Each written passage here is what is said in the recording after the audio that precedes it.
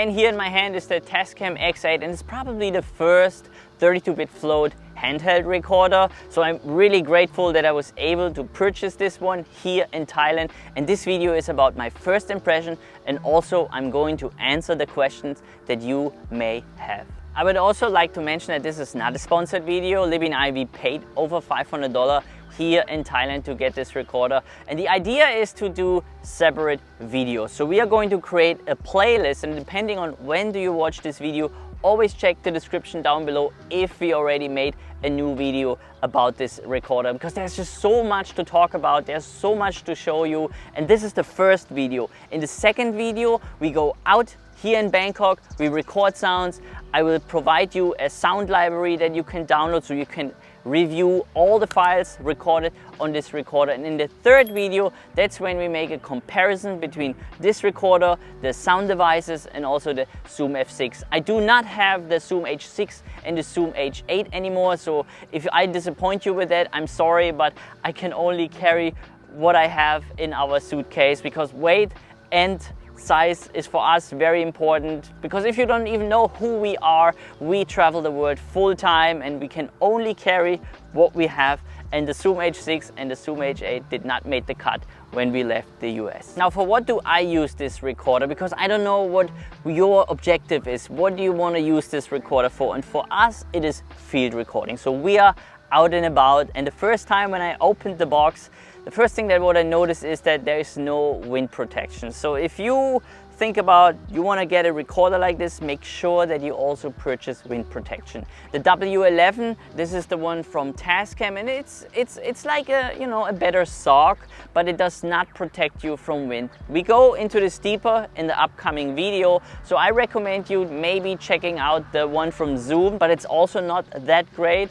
Rycord had one for the Zoom H8. You might be able to fit it over, but I did an Insta story about the wind protection, and Bumblebee Industry actually reached out to me and they said they are going to create a new called Wind Killer for this recorder. So always keep an eye up when Bumblebee releases a new wind protection, if this is important for you, just like it is important for me as well.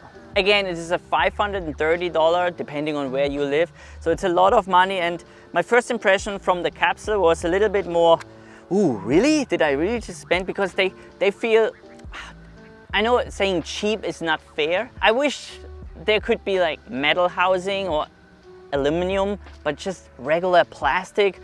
Just imagine I drop this. This will probably break. If I plug it in here and I don't think enough and I just screw around, and then I feel like, oh no, I just ruined the screw because everything is plastic, then that's it. Then there's game over. You might have to purchase additional capsules, or you have to send it in.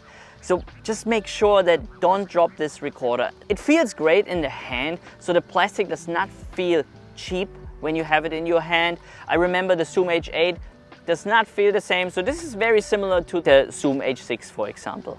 Let's talk a little bit more about the capsules. So they are actually fixed. So this is a fixed degree. All what we can do is we can change it from left to right. And when we do this, we can change the position to an AB or to an XY. If I'm out here in an ambient space like this, I would like to use the AB. But if I want to record doors or sound effects, then I would change over to an XY if I only want to use the built-in capsules. After we shot this video, I used some of the recordings recorded on the inbuilt microphones and imported them into iZotope. And then I discovered these lines. You can see these lines are somewhere in the 20 and the 50 kilohertz area. And out of curiosity, I thought maybe it's the unit. So I exchanged it, but I have the same issue. And then I contacted Florian, who did one of the first impression videos about the Tascam X8 on YouTube. And he also has the same issue on his device. Not just on the capsules, he also exchanged the capsules, put different microphones in, and also the same issue. And then, because I did an Insta story about it, other sound designers told me about that they have the same issues. So maybe this is not important for you, and we all know we can't even hear higher than 20 kilohertz as a human. But if it comes to sound design and you want to pitch this down, you can make this hum very audible like Franz did. But for me, who provides sound libraries to other users from all over the world, I always want to try to give them the highest quality possible. So I reached out to Tascam, they know about it, and I hope they can fix it, and then I will address this in our upcoming video. But now let's get straight into the Q&A. So let's start with the Q&A, because on Instagram and also on YouTube I ask you what questions you may have about the Tascam X8. And you can find all these questions in the description down below as a timestamp, so then you can just skip ahead and don't have to listen to everything that I say. Now let's talk about power really quick. The first question was, can you power the Tascam through the USB with the power bank? And the answer is yes, you can. I will show you how long it takes in a moment, but I also use the LiDAR. So here in Bangkok I went to IKEA and I bought them, and if you're wondering how long that takes until they drained, make sure that you follow me on Instagram, because I'm going to do an update reel about this. So we're going to record the whole process on all channels, and then you can watch this. So for now I walked around 4 or 5 hours just using the inbuilt, and I did not have any problems with these microphones, no, with these batteries. So but now let me show you how long it takes until this one powers up. If you want to have a comparison between the Zoom H6 and the Zoom H8, we made a video about this, and then you can also put all videos together, and then you can see which recorder is the fastest from powering on and starting the recording.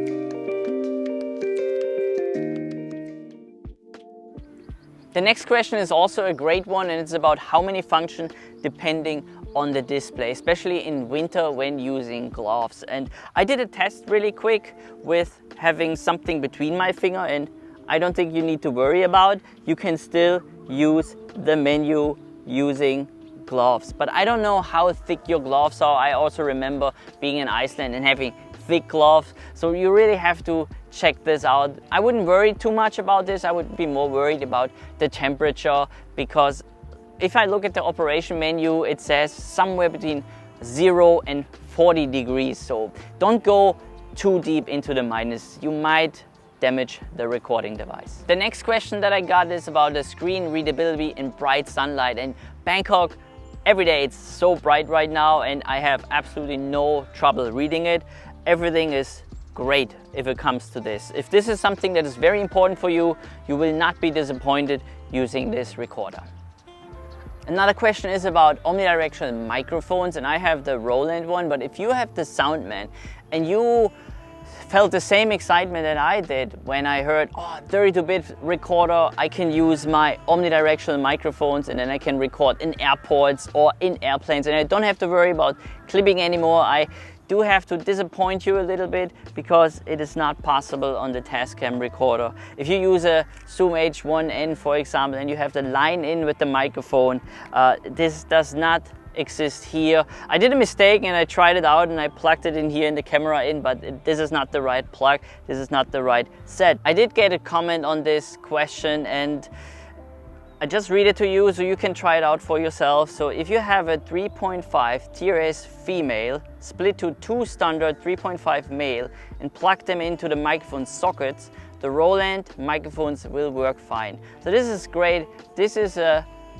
constructive comment and not a destructive comment. So that's what I always appreciate, when people know exactly how things work. So make sure that you check this out if you want to use the binaural microphones with a Tascam recorder. The next question is already a big one, and it's about ambisonic decoder and channel linking.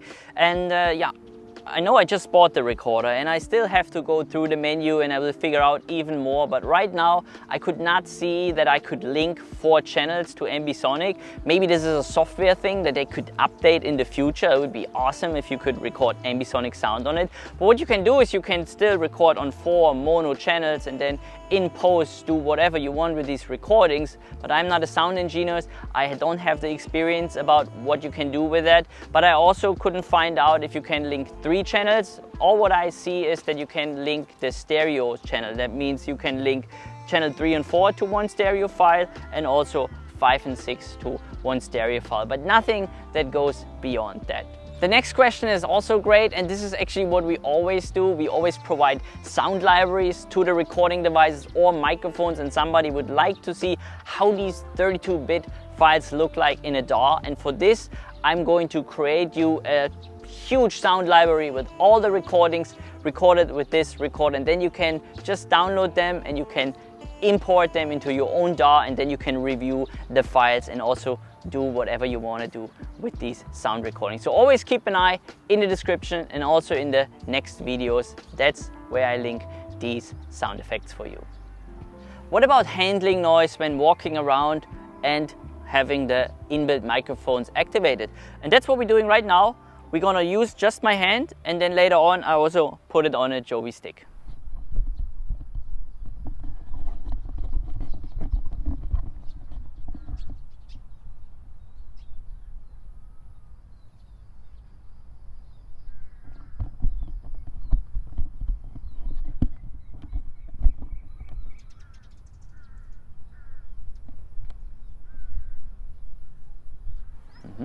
So you see the handling noises aren't that crazy. Of course, if you move around like this, then you have it. But if you're really, soft with it, then you don't have any problems.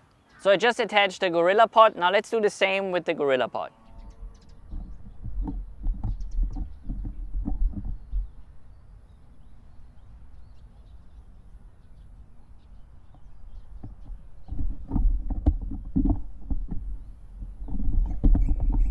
All right, it's also not too bad, but it all depends on how gentle you are with the recorder. But you can see in the hand, walking around like this, you can definitely get recordings without having any crazy handling noise.